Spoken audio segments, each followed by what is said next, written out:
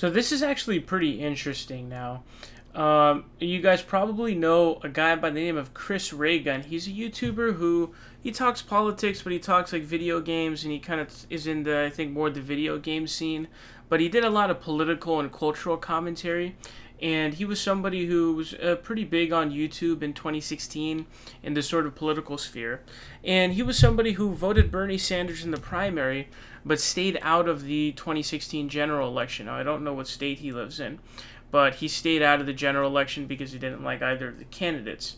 Now, this is actually really interesting because this development, I think, is very indicative of the way how this election is actually going to turn out and sort of the nature of this current election.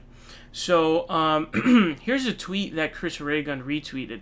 It says, one of the U.S. presidential candidates is refusing to endorse the peaceful transition of power and openly advocates election fraud, but the other guy sometimes forgets one or two things during speeches, so I can totally see why this is such a tough choice for Americans.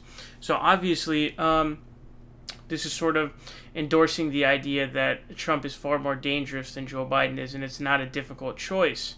Now, it seems that he sent out a tweet that said, politics are so personality-driven now that I firmly believe Trump could fuck a dog and broadcast it on children's television, and the majority of his supporters would still find ways to tweet whatever the backwoods version of Yas Queen is. So he sent out this tweet basically saying, MAGA's a cult, Trump supporters are a cult, and just, you know, sort of disavowing that whole thing. And somebody responds to his tweet saying, Chris, you're no longer credible. You once made good videos, and now you're just an SJW trash can. If you honestly truly think this way, you are screaming at a brick wall. You can seriously fuck off, you dim-witted psycho. That was just one of the tweets.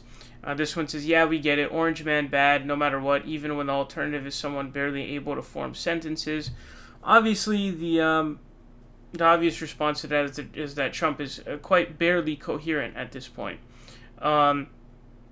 So there, if you go through this response feed, there's pretty much a bunch of people pretty angry at him, and that's because he was an anti-SJW. That was sort of his main theme, was being against SJWs.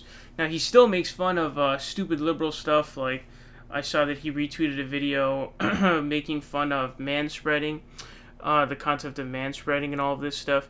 So, you know, he still does that stuff, right? But he kind of sees the situation as Joe Biden is clearly the necessary alternative as opposed to Donald Trump because of, you know, him trying to suppress the mail-in vote, trying to essentially meddle with the election results, refusing to say that, yes, there will be a peaceful transfer of power.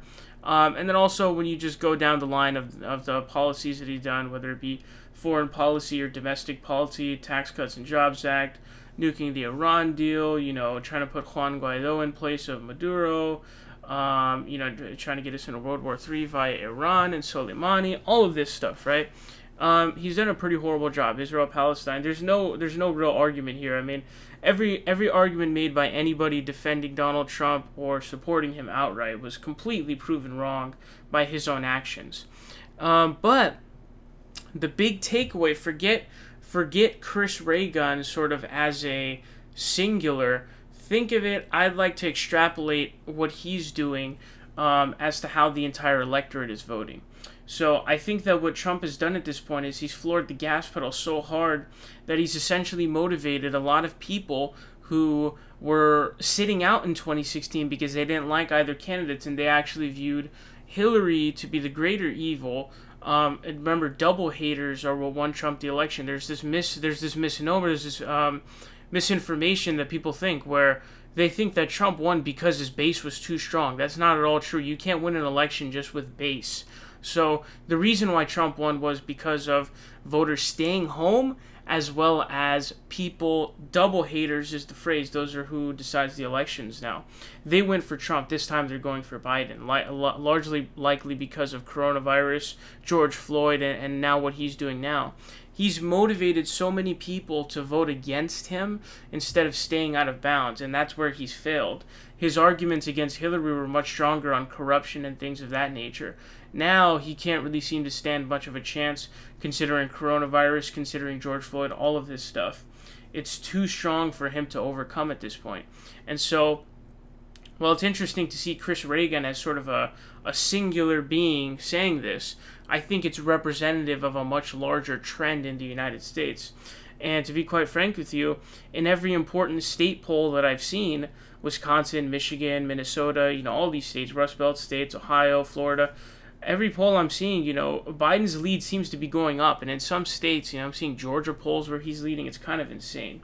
So while his national poll lead has ticked down a little bit, his state numbers are actually rising kind of through the roof. So I think that this is just really indicative of what's going on here. And it goes to show you not only how incompetent Trump was with coronavirus and being president and handling real crises, but I think it shows that he really got lucky in 2016 that his opponent was Hillary Clinton. So as it stands right now, the first debate is today. But doesn't seem to be much of a pathway to victory for Trump at this point. If people like Chris Reagan are like, yeah, dude, Trump is so fucked. We have to vote Biden because we have to get this guy out. He's just too dangerous. He's pushed a lot of people in that direction.